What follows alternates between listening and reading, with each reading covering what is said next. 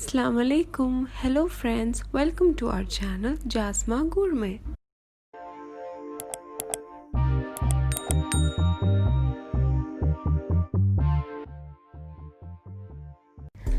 ഇന്നിവിടെ ഞാനൊരു veg recipe ആയിട്ടാണ് വന്നിരിക്കുന്നത്. നോൺ വെജിൽ നിന്ന് മാറി ഞാനിന്നൊരു വെജ് റെസിപ്പി ആയിട്ടാണ് ഇന്നിവിടെ വന്നിരിക്കുന്നത്. ക്രീമി പനീർ. ഇത് നമുക്ക് എങ്ങനെ ഉണ്ടാക്കുന്നത് വാ നോക്കാം. ഇതിനാവശ്യമുള്ള ഇൻഗ്രീഡിയൻസ് ഞാനിവിടെ കാണിക്കാം. 1 tin thick cream, Kashmiri chilli, ഉപ്പ്, garam masala,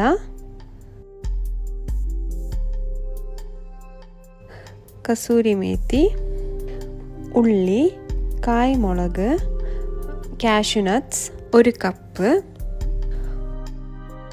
butter, bay leaf, പച്ചമുളക്, തക്കാളി, 400 ഗ്രാം പനീർ.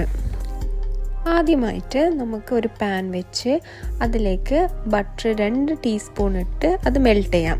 ഞാൻ ഇതിലേക്ക് കുറച്ച് ഓയിൽ കൂടി ചേർക്കുന്നുണ്ട്. അത് ബട്ടർ കരിഞ്ഞു പോവാതെ നിൽക്കാൻ വേണ്ടിയിട്ടാണ്.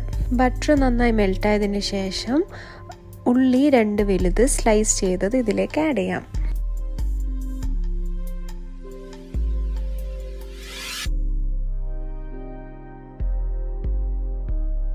അത് ചെറുതായി സോട്ട് ചെയ്തതിന് ശേഷം നമുക്ക് 1 കപ്പ് കാഷ്യൂ നട്ട്സ് ഇതിലേക്ക് ചേർക്കാം.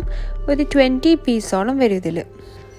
കാഷ്യൂ നട്ട്സ് എല്ലാം കൂടി ഒന്ന് മിക്സ് ചെയ്തിട്ട് നമുക്ക് ഫുൾ കായ്മുളക് ഒരു 6 എണ്ണം കട്ട് ചെയ്യാതെ ഫുള്ളായിട്ട് തന്നെ ഒരു 6 കായ്മുളക് ഇതിലേക്ക് ചേർക്കാം.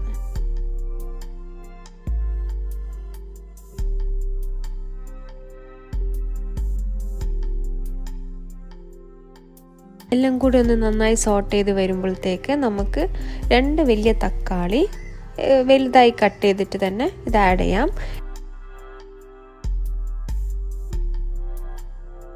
എന്നിട്ട് ആവശ്യത്തിന് കുറച്ച് ഉപ്പും കൂടി ചേർത്ത് നമുക്കൊന്ന് നന്നായി മിക്സ് ചെയ്തെടുക്കാം. ഇത് നമുക്കൊരു ലിഡ് വെച്ച് ക്ലോസ് ചെയ്ത് ഒരു 10 മിനിറ്റ്സ് ഇത് കുക്ക് ചെയ്തെടുക്കണം. നന്നായി കുക്കായതിന് ശേഷം ഇത് ചൂടാറിയിട്ട് നമുക്കൊരു മിക്സിയിലിട്ട് അത് പേസ്റ്റ് രൂപത്തിലാക്കിയിട്ട് എടുക്കണം.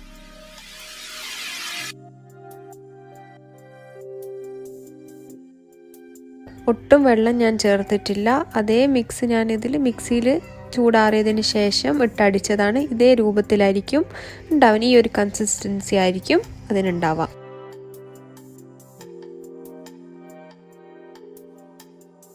പാനിലേക്ക് ഇനി 4 ടീസ്പൂൺ ബട്ടർ ഇട്ട് കുറച്ച് ഓയിലും കൂടി ചേർത്ത് നന്നായി മെൽറ്റ് ചെയ്തെടുക്കാം.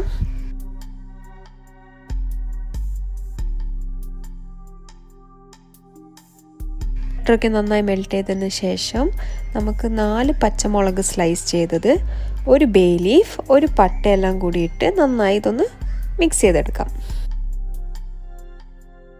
ഇപ്പോൾ നല്ല സ്മെല്ലൊക്കെ വന്നു തുടങ്ങും ആ ബട്ടറിൻ്റെയും ബേ ലീഫിൻ്റെയും പട്ടൻ്റെയും ഇതൊക്കെ. എന്നിട്ട് ഇതിലേക്ക് നമുക്ക് 3 ടേബിൾ സ്പൂൺ കശ്മീരി ചില്ലി ഇതിലേക്ക് ആഡ് ചെയ്യാം. എന്നിട്ട് നന്നായി ഒന്ന് മൂപ്പിച്ചെടുക്കണം. ആ റോ സ്മെൽ മാറുന്നത് വരെ നമുക്ക് ഈ ബട്ടറിലിട്ട് നന്നായി ഒന്ന് മൂപ്പിച്ചെടുക്കാം. ആ പച്ചമണമൊക്കെ മാറിയതിന് ശേഷം നമ്മൾ നേരത്തെ പേസ്റ്റ് ചെയ്ത് വെച്ച ആ മിക്സ് ഇതിലേക്ക് ചേർക്കാം.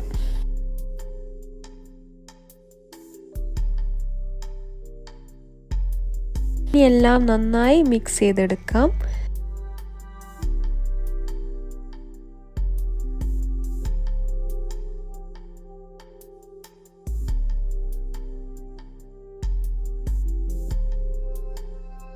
ഇനി ഇത് മിക്സായി നന്നായി ഒരു ഡ്രൈ പേസ്റ്റായി വരുമ്പം നമുക്ക് നമ്മളുടെ മിക്സിയിൽ കുറച്ച് വെള്ളം ചേർത്തിട്ട് ആ ബാക്കിയുള്ള ഇതും കൂടി ആഡ് ചെയ്യാം. ഞാൻ അധികം വെള്ളം ചേർത്തിട്ടില്ല. ഒരു 3/4 കപ്പ് വെള്ളം മാത്രമാണ് മിക്സിയിലിട്ടിട്ട് അതിൻ്റെ ആ മിക്സിയിൽ തന്നെ ഒന്ന് നന്നായിട്ട് ഇളക്കിയിട്ട് ഇതിലേക്ക് ആഡ് ചെയ്തത്. ഇപ്പോൾ കളറൊക്കെ മാറി നല്ലൊരു തിക്ക് ഗ്രേവി ഫോമിലേക്ക് തന്നെയായി. ഇതൊന്ന് നന്നായി മിക്സ് ചെയ്ത് കുറച്ച് നേരം പതിപ്പിക്കാം. ഉപ്പ് കുറവായതുകൊണ്ട് ഞാൻ കുറച്ച് ഉപ്പും കൂടി ചേർത്തിട്ടുണ്ട്.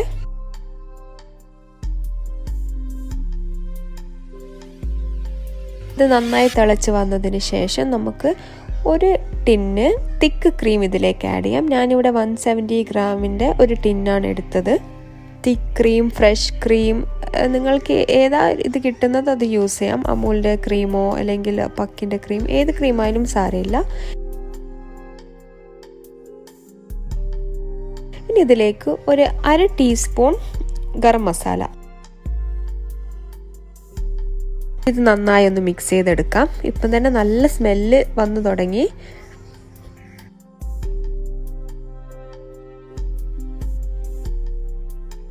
നിങ്ങൾക്കിവിടെ നോക്കിയിട്ട് ഉപ്പ് ചേർക്കാവുന്നതാണ്. വെള്ളമൊക്കെ ഒഴിച്ചതുകൊണ്ട് ചിലപ്പോൾ ഉപ്പ് കുറവായിരിക്കും. നോക്കിയിട്ട് അനുസരിച്ചിട്ട് ഉപ്പ് ആഡ് ചെയ്യണം.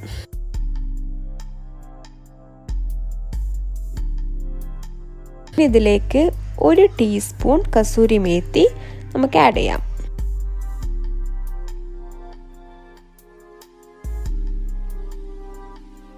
അതൊന്ന് നന്നായി തിളച്ച് വരുമ്പോൾ നമുക്ക് നമ്മളുടെ പനീർ ഇതിലേക്ക് ആഡ് ചെയ്യാം.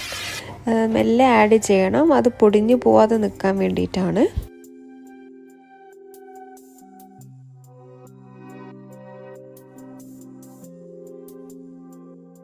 മിക്സ് ചെയ്യുമ്പോഴും ശ്രദ്ധിക്കണം, വല്ലാത്ത ഹാർഡായി ചെയ്യാൻ പാടില്ല. വളരെ സോഫ്റ്റ് ജെൻറ്റിലായിട്ടേ ചെയ്യാൻ പാടുള്ളൂ. നമ്മളുടെ പനീർ പിന്നെ പൊടിഞ്ഞു പോകും.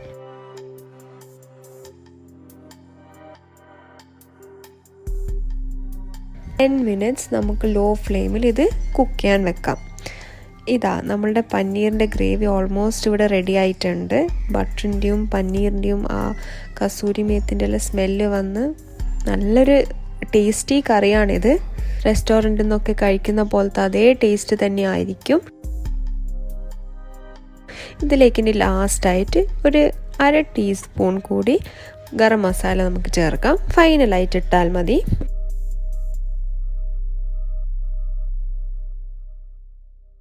ആയി വന്നതിന് ശേഷം ഞാൻ ഒരു വലിയ ബ്ലോക്ക് ബട്ടർ നമുക്കിതിലേക്ക് ടോപ്പ് ചെയ്ത് കൊടുക്കാം.